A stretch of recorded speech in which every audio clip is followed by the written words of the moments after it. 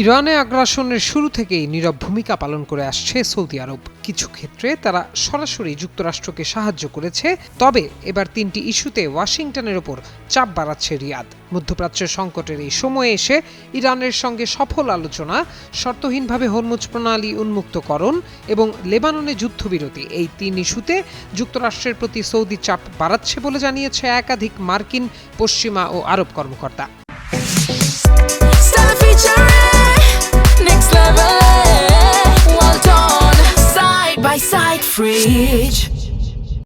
এক পশ্চিমা কর্মকর্তার বরাতে সংবাদ মাধ্যম মিডল ইস্ট আই জানায়, মোহাম্মদ বিন সালমান চান হরমুজ প্রণালী আবার খুলে দেয়া হোক এবং তিনি ট্রাম্পকে বলেছেন লেবাননের যুদ্ধবিরতি এই লক্ষ্য অর্জনের জন্য অত্যন্ত গুরুত্বপূর্ণ এবং যুদ্ধ বন্ধে অবশ্য প্রয়োজনীয়।